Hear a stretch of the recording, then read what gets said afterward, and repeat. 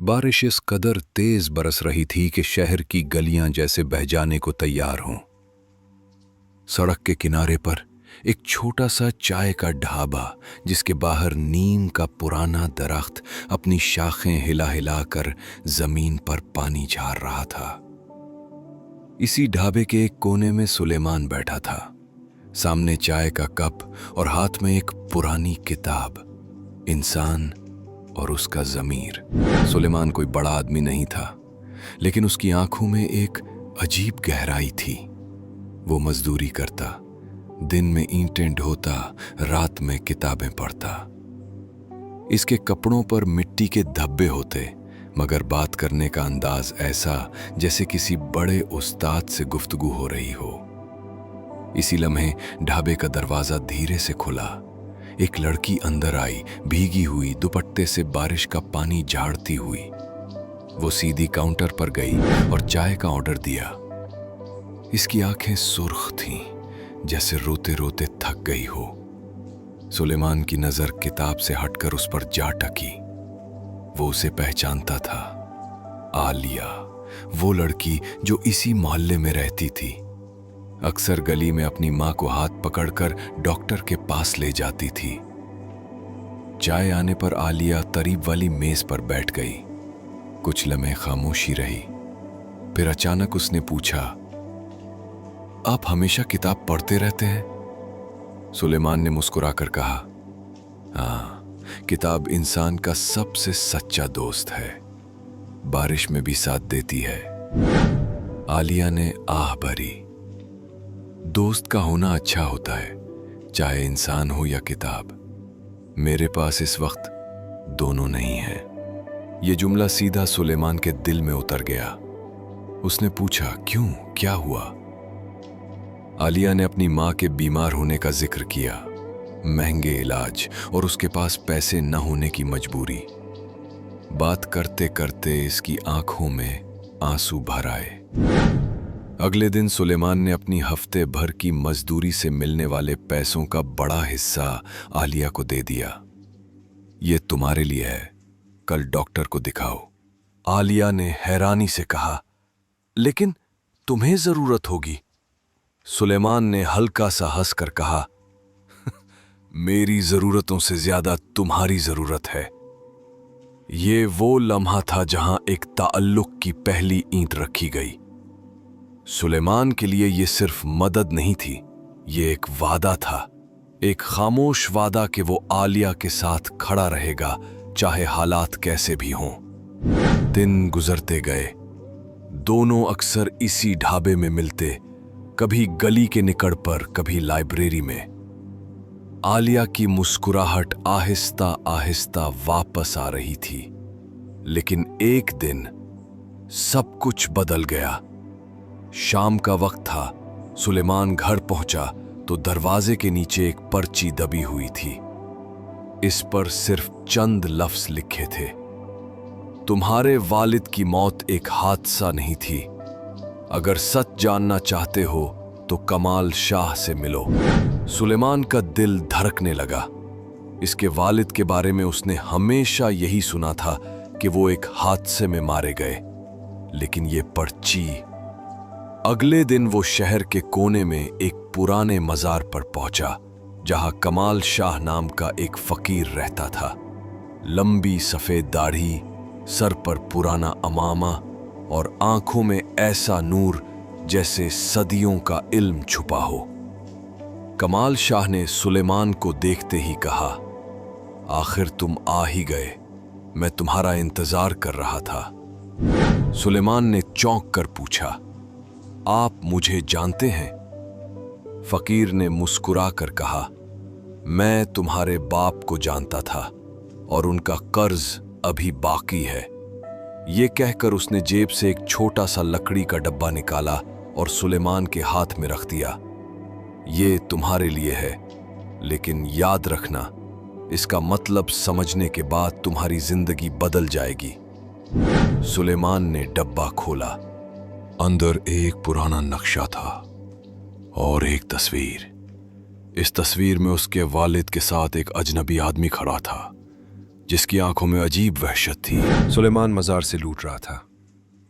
बारिश रुक चुकी थी मगर गलियों में कीचड़ और पानी का शौर अब भी बाकी था। वो बार बार अपने बैग में रखे लकड़ी के डब्बे को छू कर देखता, जैसे यकीन करना चाहता हो कि सब कुछ ख्वाब नहीं। लेकिन उस रात कुछ बदल गया। घर पहुंचने से पहले ही उसने महसूस किया कि एक स्याह गाड़ी आहिस्ता आहिस्ता उसका पीछा कर रही है। वो कदम तेज करने लगा मगर गाड़ी का शौर करीब आता गया। अचानक गाड़ी का दरवाजा खुला और दो अजनबी मर्द बाहर निकले। सैन, डब्बा हमारे हवाले कर, सुलेमान ने हैरान होकर कहा। कौन हो तुम लोग? जवाब में एक ने जेब से छुरी निकाली। इसी लम्हे गली के कोने से एक शख्स आता नजर आया। फकीर कमाल शाह। इसे हाथ मत लगाना। फकीर की आवाज में ऐसी गरज थी कि दोनों हमलावर पुल भर को रुके। इसी लम्हे सुलेमान ने मौका देखकर भागना शुरू कर दिया। आलिया का अगवा। अगली सुबह सुलेमान आलिया से मिलने गया तो उसके घर के बाहर हुजूम लगा हुआ था। आलिया की मां के हाथ कांप रहे थे, आंखों में खौफ। वो लोग, वो उसे ले गए। सुलेमान का दिमाग सन हो गया। फहीम का नाम पहली बार इसी दिन सुनने को मिला। वही फहीम जिसकी ताकत शहर में हर कोई जानता था मगर कोई खुलकर बात नहीं करता था। फकीर कमाल शाह ने सुलेमान को समझाया, फहीम तुम्हारे बाप का दुश्मन था। तुम्हारे बाप के पास ऐसे सबूत थे जो फहीम को हमेशा के लिए जेल में डाल सकते थे। वो फाइल अभी तक छुपी हुई है। फहीम को लगता है कि तुम जानते हो वो कहाँ है और वो तुमसे वो नक्शा छीनना चाहता है। सुलेमान ने मुट्ठियां बांट ली। मैं आलिया को वापस लाऊंगा, चाहे कुछ भी हो। रात के वक्त सुलेमान ने लकड़ी का डब्बा दोबारा खोला।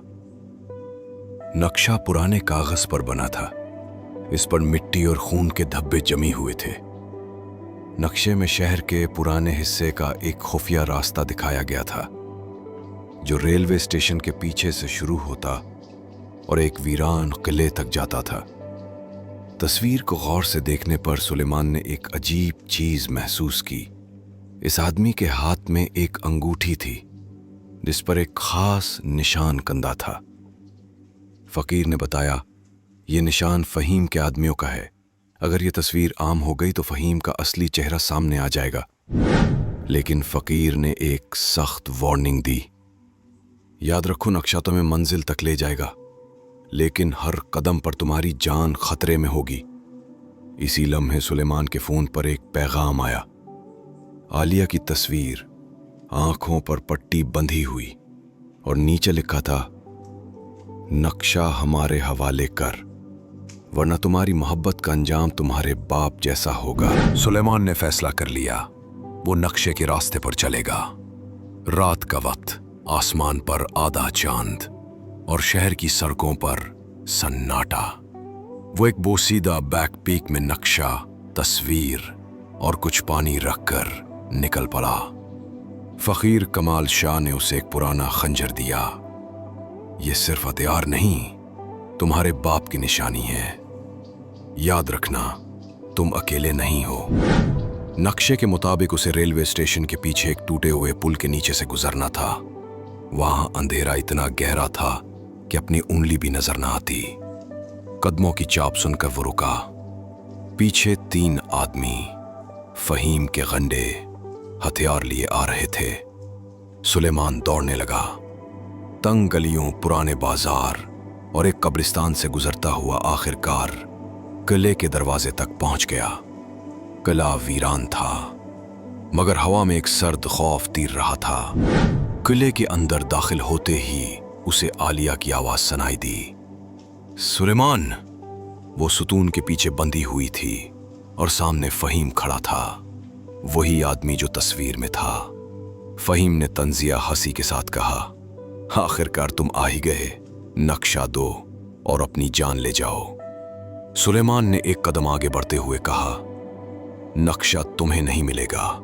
ये मेरे बाप का खून है, मैं उसे जाया नहीं होने दूंगा। फहीम ने इशारा किया। उसके आदमियों ने हमला कर दिया। खुले के अंधेरे में लोहे की टक्कर और कदमों की दमक गूंजने लगी। सुलेमान ने खंजर से एक को जख्मी किया, दूसरे को धक्का देकर गिरा दिया। मगर तीसरा उसके कंधे में चाकू घुप गया। खून बह रहा था, मगर सुलेमान हारा नहीं। उसने फहीम पर झपट कर तस्वीर और नक्शा अपनी जेब से निकाला और एक हाथ में मोबाइल लेकर तस्वीर पुलिस को भेज दी। फहीम गिर जा, ये तुम्हें महंगा पड़ेगा, सुलेमान ने जख्मी हालत में कहा। कुछ कीमतें अदा करने के बाद ही इंसाफ मिलता है। पुलिस की सायरन की आवाज करीब आती गई।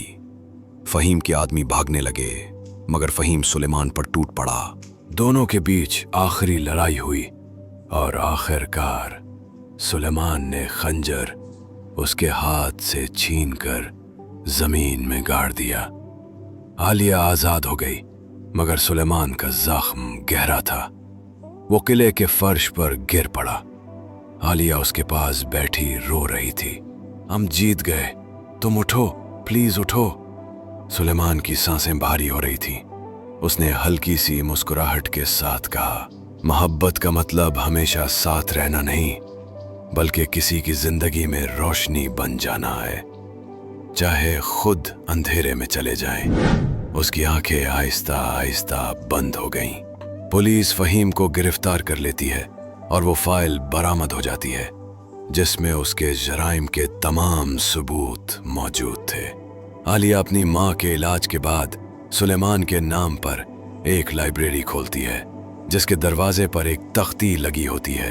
ये रोशनी उस शख्स के लिए है जो खुद जलकर दूसरों को रोशन करता रहा, सुलेमान।